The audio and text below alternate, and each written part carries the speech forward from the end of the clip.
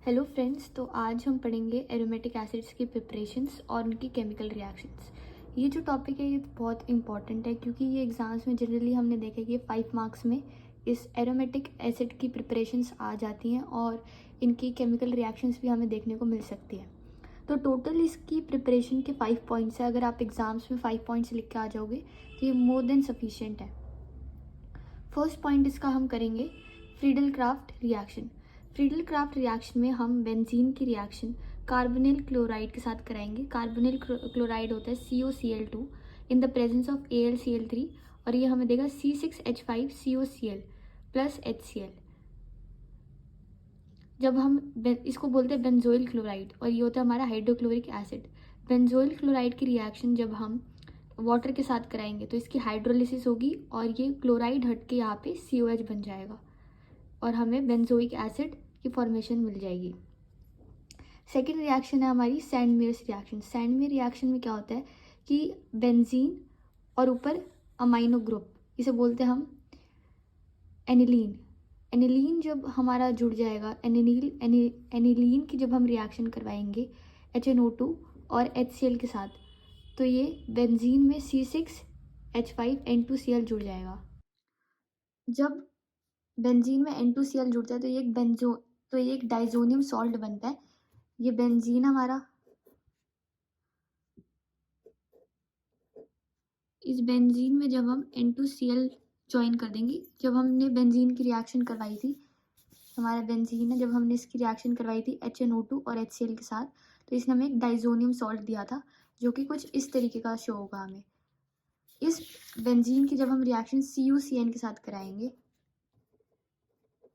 तो क्या होगा कि ये जो N2Cl है इसकी जगह CN जुड़ जाएगा, जैसे कि यहाँ पे इसे हम बोलते हैं बेंजोनाइट्राइल। अब डाइजोनियम सॉल्ट में जब हमने CuCN जोड़ा तो ये पूरा ग्रुप हट जाएगा और यहाँ पे क्या आएगा कि बेंजीन और ऊपर CN जुड़ गया, ये बन गया बेंजोनाइट्राइल।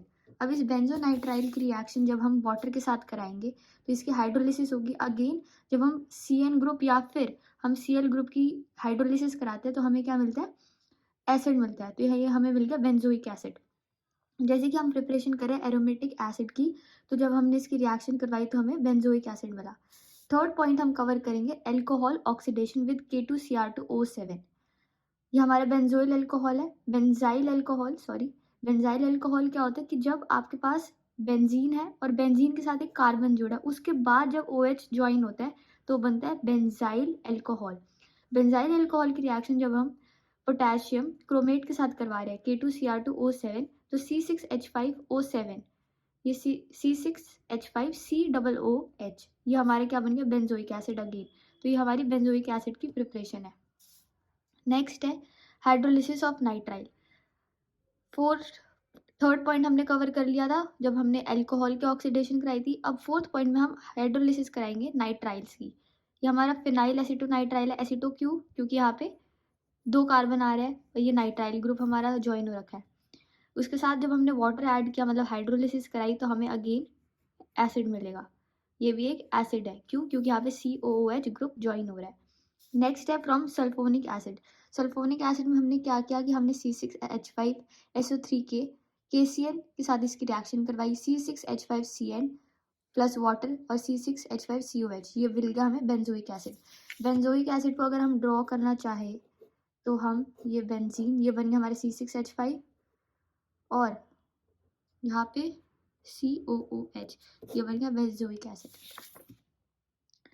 अगर आपको प्रिपरेशन ऑफ एरोमेटिक एसिड्स के नोट्स चाहिए तो आप मेरे को कमेंट सेक्शन में बता सकते हैं कि आपको किसके नोट्स चाहिए, मैं आपको उसी के नोट्स प्रोवाइड कर दूँगी।